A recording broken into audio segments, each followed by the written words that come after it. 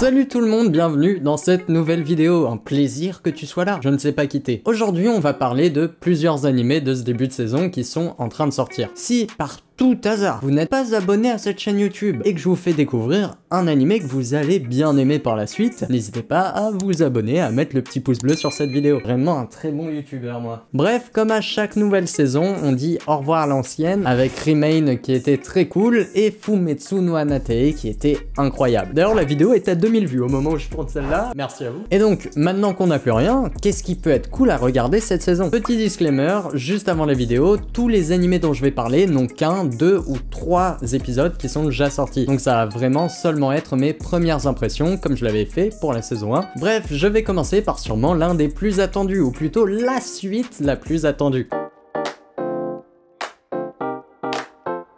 Effectivement, si vous n'avez jamais entendu parler de Mushoku Tensei récemment, c'est peut-être que vous vivez dans une grotte, ou alors vous n'aimez pas du tout les isekai. Je vais tenter de parler assez vite dessus, parce que j'ai déjà fait une vidéo sur la saison 1. La vidéo a un peu mal vieilli, donc je vous conseille pas forcément d'aller la voir. Pour résumer en quelques lignes, on suit un It qui vient d'être chassé de chez lui, pas de bol. Et quelques temps après, il meurt percuté par un camion. Ça débute bien pour un isekai. Après être mort, il va ressusciter dans la peau d'un bébé dans un autre monde. On va donc suivre son évolution dans ce nouveau monde, son apprentissage de la magie, ses aléas, etc. La partie 2 reprend exactement là où la partie 1 s'était arrêtée, jusque là rien d'anormal, et pour l'instant elle reprend aussi les mêmes qualités que la première saison. L'histoire est plutôt prenante, il y a un bon rythme, et la qualité de l'animation est au rendez-vous, donc tout va bien. Eh bien non, et oui, elle garde aussi un des gros défauts de la partie 1, et ce gros problème c'est quoi? Bien c'est le ecchi, mais pas le ecchi tout court. Attention, j'ai rien contre le ecchi, j'ai même fait une vidéo dessus. Ici, le problème, c'est le ecchi avec des enfants. Car ça,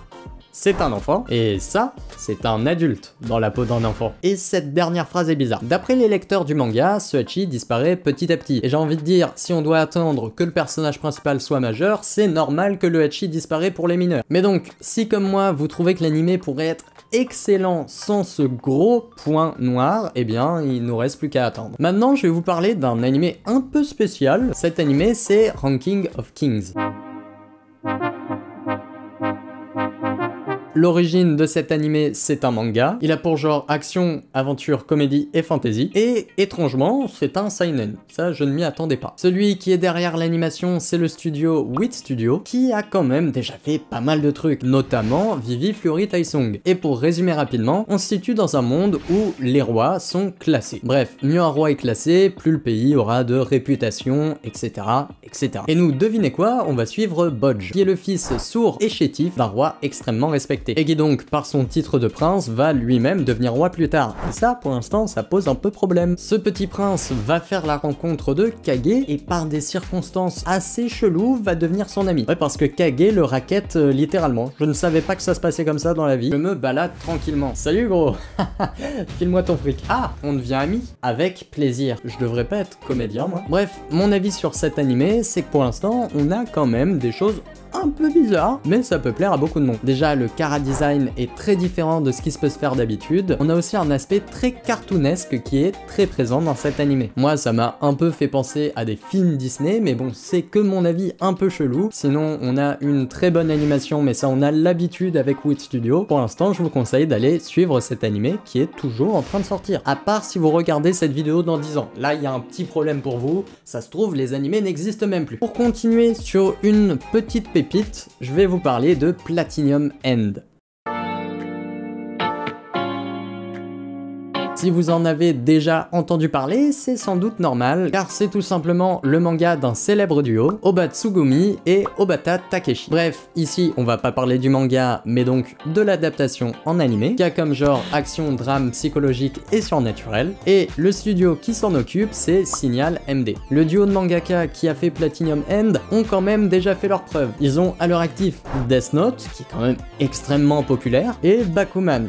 que j'ai personnellement adoré. Mais donc, Platinum End, ça parle de quoi? Eh bien, pour garder un aspect très joyeux, on va suivre Mirai, un jeune homme sur le point de se suicider, mais qui, au moment de passer à l'acte, va rencontrer un ange. Cet ange va lui donner 3 pouvoirs, une flèche rouge qui lui permet de faire tomber amoureux n'importe qui de lui durant 33 jours, des ailes lui permettant de voler extrêmement vite, genre le mec se TP, comme ça, et une flèche blanche lui permettant de tuer n'importe qui. Pour faire simple, il est l'un des 12 prétendants au titre de dieu, normal, et ces 12 prétendants doivent se départager avant 999 jours, qui est la date sur laquelle l'un d'eux se fera élire comme dieu. On comprend donc que très vite, ces 12 là vont se foutre sur la gueule et que ça va donc être une sorte de guerre sans merci pour avoir ce titre de dieu. Ça va donc être extrêmement fun. Pour l'instant, je suis pas vraiment impressionné par l'animé, ça reste plutôt classique, mais c'est sûrement parce que c'est en train de mettre en place tous les éléments qui sont là pour l'intrigue. Et on sent quand même le style de Death Note qui est très présent, et je pense que ça peut donner un truc très cool. Juste avant de finir cette vidéo, j'aimerais parler très vite d'une mini mention honorable, qui est tout simplement Tect OP